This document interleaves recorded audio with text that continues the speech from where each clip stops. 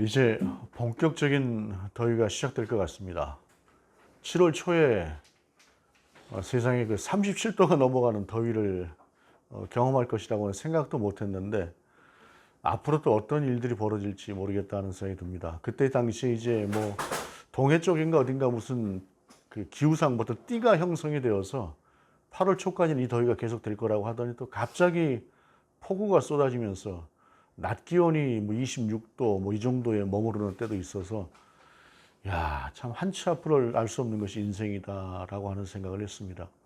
그래도 뭐 우리야 뭐 좀 덥고 하는 그 정도로 견디면 그만이긴 하지만, 또 생각지도 못했던 그 폭우로 말미암아 피해를 입고 뭐 100년, 200년 만에 처음이라고 하는 그런 엄청난 비로 말미암아 지금 고난을 겪고 있는 이들을 생각할 때에 참 한치 앞을 알 수 없는 세상 가운데서 우리 하나님의 선하신 인도하심이 이 땅 가운데 함께 하시기를 바라는 그러한 마음뿐이다 하는 생각을 합니다. 모든 것이 그렇죠. 모든 것이 다 그렇습니다만, 어떤 경우에도 우리가 생각하는 대로 세상이 또 나의 삶이 그대로 진행되는 것 같지는 않습니다. 때로는 알 수가 없는, 전혀도 생각하지도 못했던 그러한 변수라고 하는 것들이 이 땅 가운데 또는 내 가운데 생겨나게 되면서, 내 한계라고 하는 것이 이런 것이구나 라고 하는 것을 생각하게 되면서 하나님을 다시 한번 바라보게 됩니다. 오늘 이제 말씀의 제목이 사람의 생각, 하나님의 경륜이다 라고 하는 제목의 말씀입니다. 경륜이라고 하는 것은 우리 사람에게 적용할 때에는 한 사람이 삶을 통해서 겪어내고 또 그 사람이 그 겪어낸 삶을 통해서 세상을 움직일 만한, 세상을 또한 경영할 만한 어떤 그런 능력을 갖추게 되는 그런 모습들을 주로 이제 경륜이다라고 이야기를 합니다.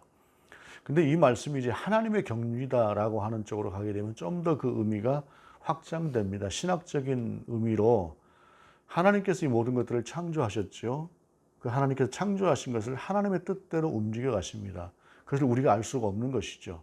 바로 그러한 하나님의, 당신이 창조하신 세계에 대한 당신의 경영하심, 당신의 움직이심, 역사하심, 그 모든 것들을 덜어서 우리는 하나님의 경륜이다라고 이야기를 합니다. 그러한 하나님의 경륜 앞에서 우리는 우리가 가진 사람의 생각이라고 하는 것들하고 간혹 한 번씩 충돌을 하게 됩니다. 예를 들자면, 분명히 사람의 계산으로는 이만큼 내가 노력하고도 이만큼 다가가게 되면 이만한 결과가 있는 것이 당연하고, 또 그 결과가 바로 눈앞에 보이는 그러한 상황임에도 불구하고 전혀 그렇지가 않은, 전혀 다른 쪽으로 이 하나님께서 이 세상을 또는 내 인생을 바꿔가시는 그러한 모습들을 보게도 됩니다. 때로는 그렇죠. 전혀 예상치도 못했던 뜻밖의 하나님의 인도하심이라고 하는 것이 있어서, 나는 이 정도밖에 안 되는 것으로 생각하고 살았는데 하나님은 나에게 더 큰 것으로 채워주시는 그러한 것들을 경험하는 경우들도 있고, 어떠한 삶이든 우리가 생각하는 삶대로, 우리가 생각하는 생각대로 인도되지 않고 사라지지 않는 것은 바로 그 하나님의 경륜이 우리를 인도하시는 세상이기 때문에 그렇다라는 것입니다. 그래서 우리가 고백하는 것이 하나님은 역사의 중환자다, 역사를 움직여 가시는 분이다 라고 하는 것이죠. 오늘 본문은 바로 그렇게 하나님의 역사 가운데서 하나님께서 움직여 가시는 세상을 우리 가운데 보여주시는 말씀입니다. 먼저 오늘 본문의 말씀을 보게 되면 15절 상반절에 여호와께서 그에게 이르시되 라고 하는 이 말씀으로 시작을 하고 있어요. 바로 엘리야를 향해서 하나님께서 주시는 말씀인데, 오늘의 이 말씀은 사실상 이전의 말씀을 알아야 오늘의 본문의 말씀이 더 이해가 되는 그런 말씀이기도 합니다. 본문 이전의 상황이라고 하는 것을 우리가 작년 11월에도 보았고 지난달에도 보았던 엘리야에 대한 그 말씀으로부터 시작을 해요. 이스라엘의 가장 악한 왕을 들라고 할 때에 북이스라엘 얘기하는 것입니다. 남쪽 유다가 아니라 제일 악한 왕을 들라고 할 때에 아합이라고 하는 왕을 들게 됩니다. 아합이라고 하는 왕이 왜 그렇게 악하냐? 사실 성경에서 아합을 가만히 보게 되면은 아합의 왕비였던 이세벨이 악독하지 아합은 또 그렇게까지 악한 사람은 아니다라고 하는 생각이 들 수도 있어요. 그런데 왜 아합이 가장 악한 사람이냐, 악한 왕이냐라고 하는 것은 하나님을 섬기던, 그나마도 희미하게라도 하나님을 섬기던 나라에 바알이라고 하는 우상, 이세벨이 들고 온 그 바알이라고 하는 자기 왕비가 들고 온 우상을 이 북이스라엘, 자기 자신이 통치하는 북이스라엘 땅에 말하자면 국교처럼 만들어 버렸습니다. 그래서 여호와를 섬기는 모든 선지자들을 다 없애버렸고 바알의 선지자만 남겨놓는 그런 세상을 만들었어요. 그러니까 자기 아내가 그렇게 만드는 세상 가운데 어찌 보면 아합은 바보처럼 끌려간 것입니다. 그렇게 끌려가서 북이스라엘 땅을 완전히 그냥 이방 신들의 우상의 세상으로 만들어 버렸고 하나님을 섬기는 선지자들은 죽거나 도망가거나 하는 이제 그런 세상을 만들어 버렸어요. 그러니 하나님 보시기에 가장 악한 왕이 아합일 수밖에 없죠. 바로 그러한 때에 아합이 지배를 하고 아합보다 더 악한 이세벨이 지배를 하는 것 같은 그 세상에 바알과 아세라의 모든 그 이방신들 우상들이 북이스라엘 땅, 이스라엘 땅을 완전히 점령한 것 같은 그 시대에 하나님께서 엘리야라고 하는 한 사람을 불러 일으키시죠. 그래서 그가 가서 아합에게 이렇게 이야기합니다. 내가 이 땅에 비가 오라고 선언하기 전까지 이 땅에 비가 오지 않을 것이다 하고 그는 숨어버리죠. 그리시네가로 갔다가 또 그 사르밧 과부의 집으로 갔다가 그렇게 숨어 지내기를 3년 넘게 숨어 지냅니다. 숨어 지내고 나서 마침내 이제 이 땅 가운데 이제 비를 내려야 되는 그때가 되었을 때 엘리야의 등장은 굉장히 기가 막히죠. 엘리야가 이야기를 합니다. 갈멜산이라고 하는 산에다가 너희가 섬기는 바알 신들, 선지자들 전부 다 불러 모아라. 그리고 나는 하나님의 사람으로서 여호와를 섬기는 사람으로서 내가 그 앞에 나아가겠다라고 이야기를 합니다. 그래서 바알 선지자 450명과 아세라를 섬기는 선지자 400명에서 850명의 선지자들이 한쪽에 서게 되고 그 다음에 엘리야는 여호와를 섬기는 하나님의 선지자로서 혼자 서게 되는 것입니다. 850대 1이라고 하는 이 숫자라고 하는 것은 도저히 이길 수가 없는 그러한 의미를 상징하는 것이라고 볼 수가 있어요. 그래서 뭐라고 이야기를 하느냐면 양쪽에 제단을 쌓아놓고 어느 신이 역사를 하고 어느 신이 우리 가운데 응답을 하는지를 우리가 세상 가운데서 한번 확인해 보자. 그렇게 이야기를 하는 것입니다. 그러고 나서 먼저 이제 바알 선지자들이 450명이 제단을 쌓아놓고 뭐 제물을 올렸겠죠. 그러고 나서 그 제단 옆을 빙빙 돌면서 그냥 뭐 바알 했는지 뭐라고 했는지 어찌됐든 바알이 응답하소서 하고 빙빙 돌면서 기도를 합니다. 꼼짝을 안 합니다. 꼼짝을 안 하니까 이제 나중에는 창과 칼을 가져다가 자기들의 몸을 상하게 하면서까지 바알에게 아주 간절하게 외칩니다. 제발 우리 가운데 응답해 달라고. 꿈쩍도 하지 않지요. 엘리야가 이것을 보고 조롱을 하면서 막 그들을 이제 무시합니다. 그러고 나서 그들이 이제 시간이 끝났을 때 이제 본인이 하나님 앞에 기도를 하죠. 번제단을 쌓고 그 위에 송아지를 잡아서 올리고 그러고 나서 이야기를 합니다. 백성들에게 또랑을 파라. 번제단 주위로. 또랑을 파서 깊게 파서 거기다 물을 가득 채워라 라고 이야기를 하고 하나님을 향해서 기도를 합니다. 간절히 하나님을 향해서 기도할 때에 꼼짝도 않았던 그 바알의 제단과는 달리 하나님의 응답이 하늘로부터 내려오면서 불로 내려오죠. 그러면서 그 번제단을 순간적으로 살아버리고 사방으로 꽉 채워놨던 도랑을 채워놨던 그 물까지 깨끗하게 핥아버리는 그러한 역사가 일어납니다. 그러고 나서 이야기를 하죠. 엘리야가 저 도망가는 바알 선지자들을 다 잡아라. 백성들에게. 이게 하나님의 역사다 하고 나서 다들 그 바알 선지자를 없애버립니다. 그러니까 바알 선지자, 아세라 선지자 다를 없애버린 거죠. 그러고 나서 하나님의 역사, 하나님 안에 참 신이라는 것을 세상에 다 보였어요. 그런데 참 아합이 이제 그 상황을 보고 나서 자기 왕비 이세벨에게 쪼르르 달려가서 보고를 합니다. 야, 왕비, 엘리야가 나타나서 이러이러한 역사가 있었다 하는데 이 이세벨이라고 하는 여자가 얼마나 지독한 여자냐면 사자를 보내요. 엘리야에게. 사자를 보내서 내일 이맘때 반드시 내가 너의 생명을 찾겠다라고 이야기를 하는 것입니다. 여러분, 엘리야가 얼마나 당황했겠습니까? 그 크신 하나님의 역사를 보고 하나님만이 하나님이시다라는 것을 세상 가운데 보냈는데 이세벨은 꿈쩍도 하지 않고 오히려 자기를 죽이겠다는 것이에요. 이세벨이 왜 그랬을까요? 이세벨은 믿음이라고 하는 게 없어요. 이세벨에게는 바알도 아세라도 자기 자신의 통치를 위해서 자기 자신의 권력과 권위를 위해서 필요한 존재들일 뿐이지 바알신, 그까지 아세라신, 바알이 뭐를 해준다지 이런 생각을 아마 가지고 있었을 것이에요. 그러니까 하나님의 역사도 그의 눈에는 하나님의 역사가 아닌 어떤 하나의 우연처럼 보였거나 라는 것으로 보였을 것입니다. 모든 것들이 자기 자신을 위해서 존재하는 그저 하나의 자기를 위해서 필요한 소품처럼 여겨지는 그의 눈에는 하나님조차도 두렵지 않았던 것이죠. 그런데 철저하게 하나님만 의뢰하고 있었던 엘리야는 이 상황을 보고 나서 얼마나 두렵습니까? 꿈쩍도 하지 않은 그 상대를 보고 그야말로 멘탈이 붕괴되는 그런 상황이 오는 것이죠. 그러고 나서 엘리야가 꽁지가 빠져라 하고 브엘세바라고 하는 곳까지, 남쪽 유다 땅 브엘세바라 하는 곳까지 도망을 갑니다. 도망을 가서 자기가 함께 자기를 따랐던 사환 보고 넌 여기 있어라 해놓고 광야길로 나가요. 광야길로 나가서 가만히 로뎀나무라고 하는 조그만 나무 그늘 아래 앉아서 이렇게 하나님 앞에 기도를 하다 보니까 자기 자신이 얼마나 초라했겠어요. 여러분 생각해 보십시오. 이게 하나님의 역사다 하고 세상 가운데 막 이렇게 딱 외쳤는데 상대는 꿈쩍도 안 한 거예요. 그러고 나서 거기에 놀래가지고 자기는 여기까지 도망을 와서 이 자리에 앉아 있는 것이죠. 그러면서 하나님께 기도를 해요. 하나님 족합니다. 저는 저의 조상들만 또 못한 사람입니다. 그러니까 저를 그냥 데려가 주십시오. 제 생명을 취해 주십시오. 라고 기도를 할 때에 하나님께서 일어나라. 그리고 나의 산 호렙으로 가라. 라고 이야기를 해요. 그러고 나서 그 말에 순종을 하고 엘리야가 하나님의 산 호렙에 가서 있을 때 하나님께서 이런저런 역사를 통해서 당신을 나타내시고 나서 그 다음에 하시는 말씀이 어떤 것이냐. 이 오늘 본문의 말씀입니다. 이제 15절부터 보게 되면은 내 길을 돌이켜 광야를 통하여 다메섹에 가서 이르거든 하사엘에게 기름을 부어 아람의 왕이 되게 하고. 그러니까 내 길을 돌이켜 광야를 통하여 다메섹에 가서 하사엘이라고 하는 사람에게 기름을 부어서 아람의 왕이 되게 하라라고 하나님께서 말씀하시는 것입니다.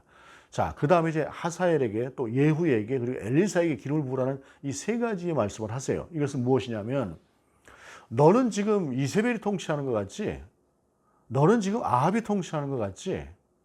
그런데 세상은 그들이 통치하는 것이 아니라 내가 통치하는 것이야 라고 하면서 말씀하시는 것이 바로 이 말씀의 핵심인데, 먼저 하사엘에게 가서 기름을 부으라라고 이야기를 하고 있어요.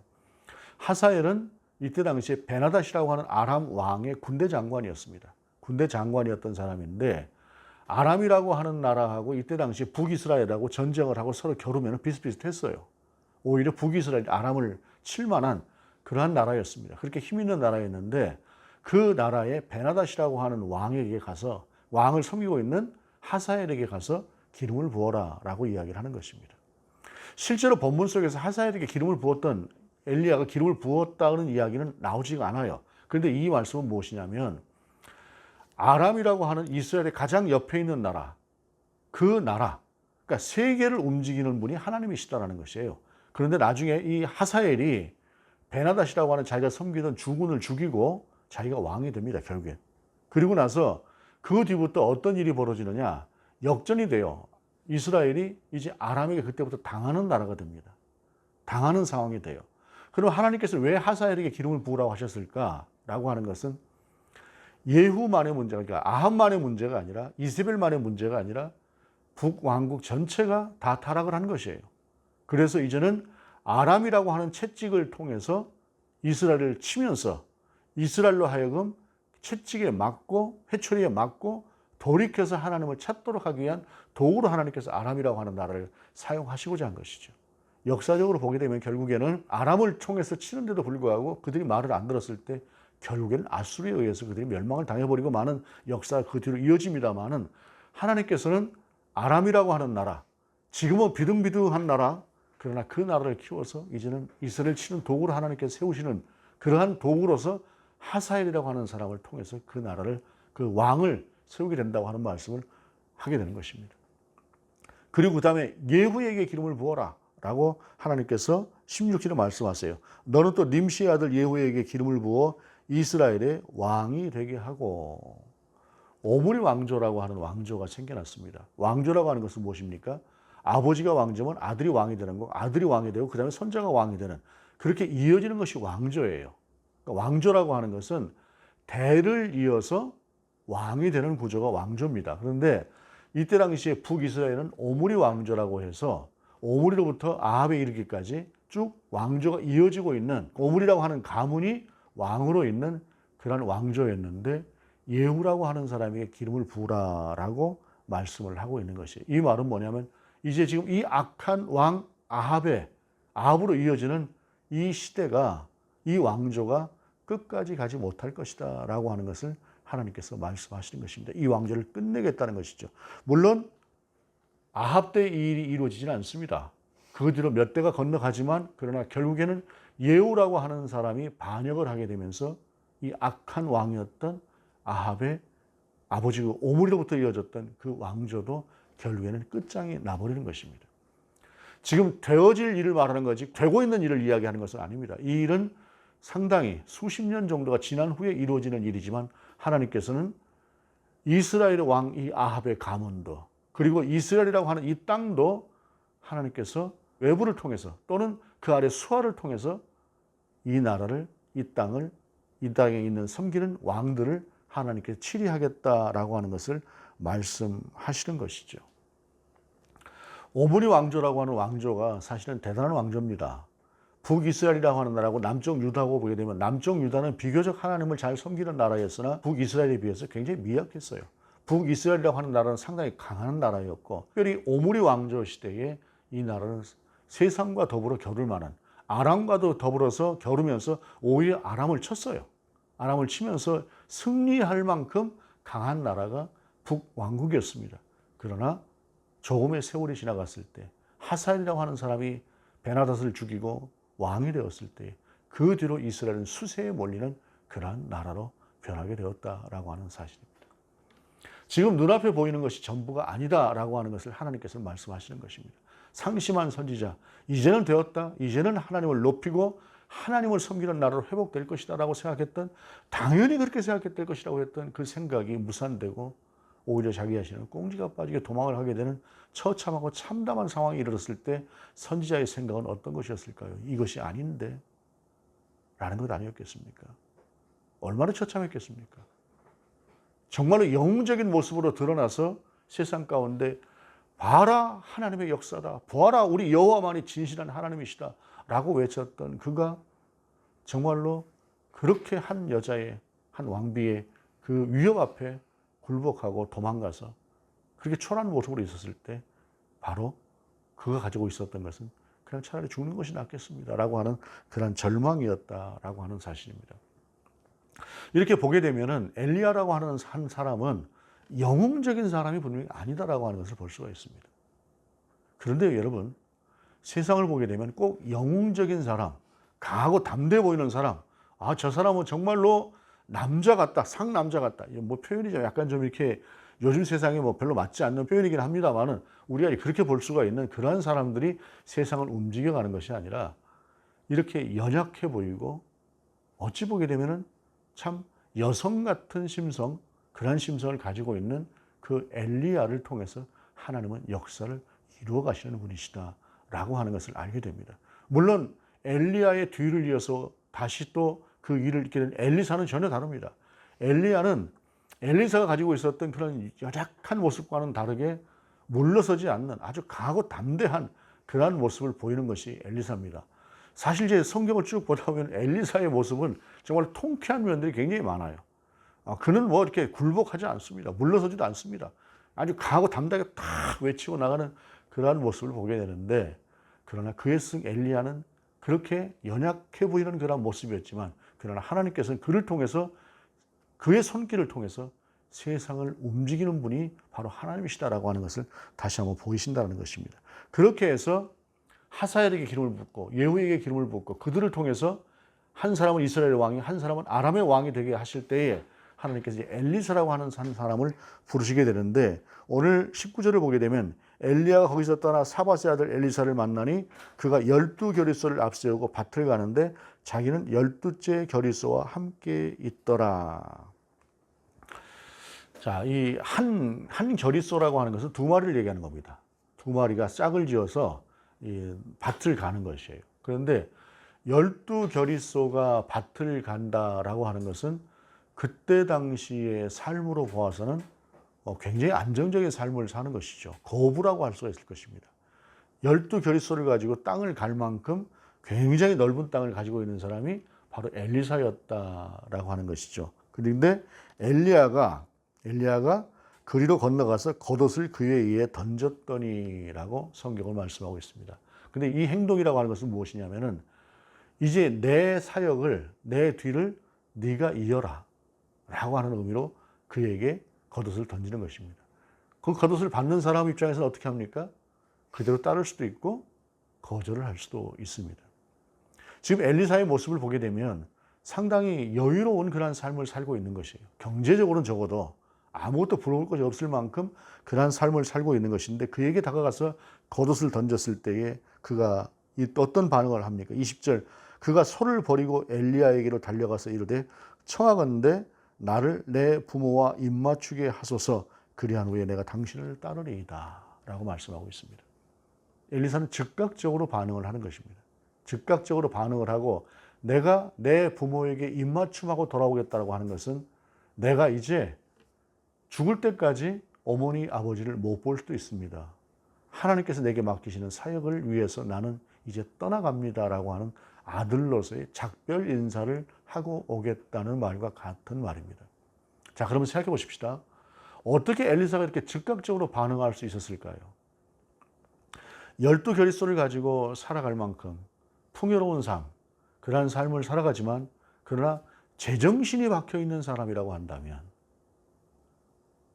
아합의 시대에, 이세벨의 시대에 하나님의 선지자는 다 때려 죽이고 바알과 아세라의 선지자들이 나와서 세상을 지배하고 있는 세상, 하나님이 어디 갔는지 찾지도 않는 그러한 세상, 그리고 자기들에게 주어지는 그 모든 달콤한 조금은 더 나은 그러한 삶으로 만족하고 살아가는 전체 이스라엘의 모습들, 그러한 모습들을 보면서 그의 속에 어떤 생각이 있었을까라고 하는 것을 짐작해 보게 합니다. 결코 그것으로 만족할 수 없는 것이죠. 하나님을 버리고 사는 세상, 하나님을 떠나 살고도 아무렇지도 않게 살아가는 그 세상에 대해서 엘리사는 평소에도 거기에 대한 자기 나름대로 갈등을 분명히 겪고 있었을 것입니다. 그러다가 엘리사가 찾아와서 자기에게 겉옷을 던졌을 때에 엘리사도 분명히 알겠죠. 지금 이세벨이 엘리야를 죽이려고 한다고 하는 사실, 그 이세벨이라고 하는 왕비는 그러고도 남을 사람이니까, 그러한 어찌 보게 되면 굉장히 위험천만한 그러한 시대 가운데 그의 뒤를 잇는다고 하는 것은 자기 자신의 모든 것을 다 내어놓아야 되는 그러한 시기일 수도 있는 것입니다. 그럼에도 불구하고 그는 즉각적으로 그렇게 응답을 하지요. 그럴 때에 엘리야가 그에게 이르되 돌아가라, 내가 네게 어떻게 행하였느냐 하니라. 자, 이 표현이라고 하는 것이 참 애매한 표현이에요. 그래서 그 다른 번역서들을 봐도 이 표현을 이해하기가 참 쉽지가 않아요. 그런데 공동 번역이 좀 이렇게 의역을 해놨습니다. 어서 가보게, 내가 어찌 작별 인사를 금하겠는가라고 공동 번역은 번역을 하고 있습니다. 이게 이제 당시에 쓰여진 어떤 하나의 문학적인 장르이기 때문에 이 표현이라고 하는 것은 어찌 보기도 시침 뚝딱대고 하는 표현 같지만, 그러나 빨리 가서 작별을 하고 오라고 하는 그리고 나의 뒤를 따르라고 하는 엘리야의 말이다라고 하는 것으로 이해하는 것이 맞을 것이다라는 것입니다. 그리고 보이는 엘리사의 행동입니다. 21절에 엘리사가 그를 떠나 돌아가서 한 결의소를 가져다가 잡고 소의 기구를 불살라 그 고기를 삶아 백성에게 주어 먹게 하고 일어나 엘리야를 따르며 수종 들었더라. 자기 자신이 농사를 짓고 있었던 한 결의소, 자기도 농사를 짓고 있었던 거예요. 밑에 있는 하인들에게만 농사를 짓게 하는 것이 아니라 본인 자신도 농사를 짓고 있었던 그 농기구 자체를 불살랐고, 그리고 그 소를 잡아서, 2마리 소를 잡아서 동네 사람들에게 잔치로 먹이고 자기 자신은 엘리야를 따랐던 것입니다. 이 말은 자신의 모든 것을 다해서 이제는 엘리야의 뒤를 이어서 이 땅 가운데 하나님의 역사를, 그리고 하나님께서 원하시는 세상을 향해서 그의 언어를 가지고, 하나님의 언어를 가지고 선지자로 기꺼이 자기 자신의 모든 것을 내놓겠다라고 하는 것이 지금 엘리야의 각오인 것이죠. 이것이 온전히 헌신된, 소명된 사람들의 태도일 것이다 라는 것입니다. 이렇게 엘리야의 사역은 엘리사를 통해서 이어지게 됩니다. 우리가 이제 돌아보면서 이 시대라고 하는 것을 다시 한번 생각해 보게 될 때에 모든 것들이 지금 악이 지배하는 그러한 세상 가운데 명색이 하나님의 백성이라고 하는 이스라엘 사람들, 북이스라엘의 모든 사람들의 생각은 어떤 생각이었을까요?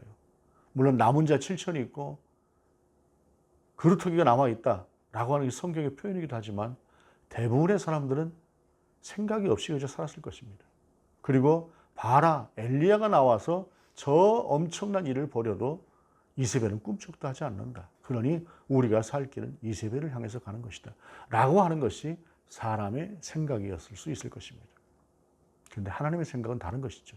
하나님의 경륜은 그 모든 것을 넘어서 당신이 이끄시는 세상, 당신이 지시하시는 세상으로 엘리야를 보게 하셨고 엘리사를 통해서 그 일들을 이루게 하셨다라고 하는 사람은 그런 것입니다. 또한 엘리야와 같은 그런 놀라운 하나님의 역사를 경험한 사람도 낙담할 수 있습니다. 그도 절망할 수 있습니다. 하물며 나약한 우리가 실망하기도 하고 때로 낙심하기도 하고 하는 것은 어찌 보면 당연한 것일 수도 있습니다. 그런데 중요한 것은 엘리야가 그렇게 낙담했을 때 그 영웅적인 사람이 한쪽에 가서 그 초라한 모습으로 있을 때조차도 하나님은 그를 찾아가셨고 그를 불러내셨고 그를 통해서 다시 한번 세상을 역사하시는, 세상을 주관하시는 당신의 뜻을 보이셨던 것처럼 아무리 우리가 부족하고 연약한 모습을 가지고 있다고 할지라도, 연약한 믿음을 가지고 있다고 할지라도 하나님은 여전히 우리 하나님이시고 여전히 우리와 함께 하시는 하나님이라고 하는 사실, 그 사실을 우리가 다시 한번 생각하게 되기를 원합니다. 그래서 우리의 생각이 아니라, 사람의 생각이 아니라 하나님의 그 높으신 경륜 앞에 우리 자신을 맞추어 갈 수 있는 저와 여러분 될 수 있기를 원합니다. 오직 하나님이 통치하시는 세상, 하나님이 경륜하시는 세상입니다. 그 세상 가운데서 비록 내 생각과는 다른, 내 기대와는 다른, 내가 꿈꾸는 것들이 때로는 좌절되는 그런 상황이 온다고 할지라도 그 너머에 여전히 세상을 통치하고 계시는 하나님을 우리가 바라볼 때에 저와 여러분이 하나님의 사람으로 세워질 수 있을 것입니다. 그 하나님의 경륜에 우리의 시선을 맞출 수 있기를 원합니다. 기도하시겠습니다. 하나님, 세상 어지럽고 많은 또한 천재지변으로 인해서 한치 앞을 알 수가 없는, 또한 재난을 당하고 있는 그러한 세상을 살아가고 있습니다. 이 상황들 앞에서 망연자실한 사람들도 있을 수 있을 것이고 또한 일상의 삶을 통해서도 그와 비슷한 생각을 할 수 있는 우리들의 모습, 우리들의 연약함입니다. 그러나 주님, 여전히 하나님은 세상을 통치하시고 우리를 인도해 가시는 하나님, 우리 가운데 목적을 두고 행하시는 그 하나님이심을 오늘의 말씀을 통해서 다시 한번 확인합니다. 우리의 시선을 그 하나님께로, 하나님의 경륜으로 맞춰가는 우리가 될 수 있도록 인도하여 주시옵소서. 주 예수 그리스도의 이름으로 기도드립니다. 아멘.